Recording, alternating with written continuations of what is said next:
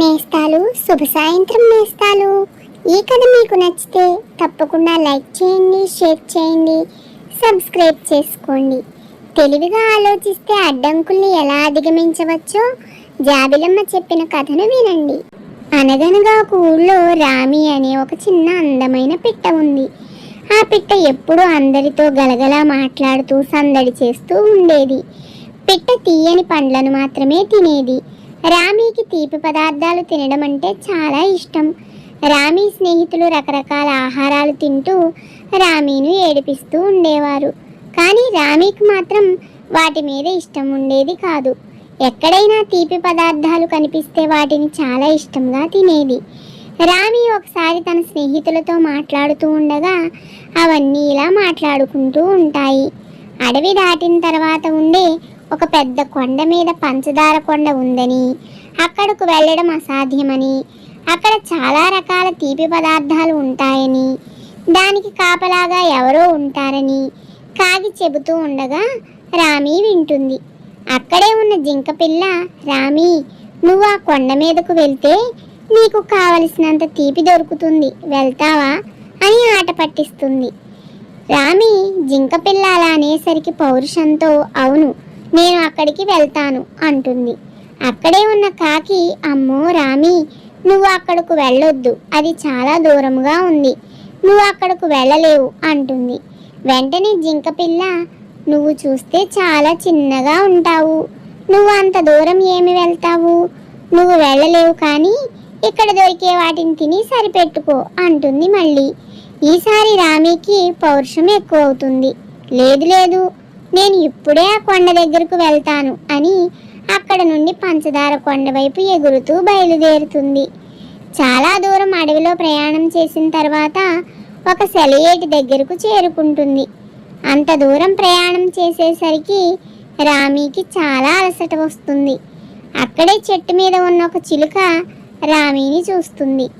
ఏమిటి, నువ్వు ఈ ప్రాంతానికి కొత్త దానిలా ఉన్నావు, ఎక్కడ నుండి వస్తున్నావు, ఎందుకు వచ్చావు అని వివరాలన్నీ అడుగుతుంది. రామీ చిలుకకు విషయమంతా చెబుతుంది.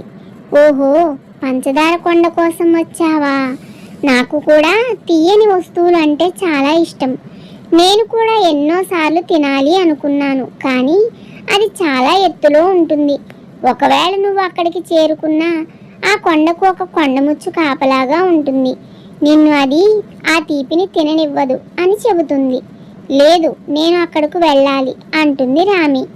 అక్కడే చెట్టు కింద బొరియలో ఉన్న ఎలుక ఒకటి వాటి సంభాషణ వింటుంది.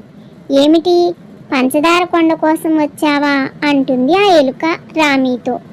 అవును, అది నీకు తెలుసా, నన్ను అక్కడకు తీసుకువెళ్తావా అంటుంది రామీ. ఓ, నేను తీసుకువెళ్తాను, కానీ కొండముచ్చు దానికి కాపలాగా ఉండి ఎవరికీ దానిని పెట్టదు అంటుంది ఎలుక. అదంతా నేను చూసుకుంటాను, ముందు నన్ను అక్కడకు తీసుకువెళ్ళండి అంటుంది రామీ. ఎప్పటి నుండో ఆ పంచదార తినాలని ఎదురు చూస్తున్న కుందేలు వీటి సంభాషణ విని అయితే నేను వస్తాను అంటూ బయలుదేరుతుంది. అలా చిలుక, రామీ, ఎలుక, కుందేలు పంచదార కొండకు బయలుదేరతాయి. అక్కడకు చేరుకుంటాయి. అక్కడ కొండముచ్చు ఆ పంచదార కొండకు కాపలాగా ఉండి వీటిని లోపలకు రానివ్వదు. అప్పుడు పిట్ట ఒక ఉపాయం ఆలోచిస్తుంది. కొండముచ్చుతో ఇలా అంటుంది. నువ్వే కనుక ఈ కొండకు కాపలాగా లేకపోతే ఎప్పుడో ఈ కొండ మొత్తం తరిగిపోయేది, నువ్వు ఈ కొండకి రాజు అనుకుంటాను అని ఎంతో ప్రేమగా రాణి కొండముచ్చును పొగుడుతుంది. పిట్ట పొగడ్తలకు కొండముచ్చు మురిసిపోతుంది. అవును, ఈ ప్రాంతానికి నేనే రాజును అంటుంది కొండముచ్చు.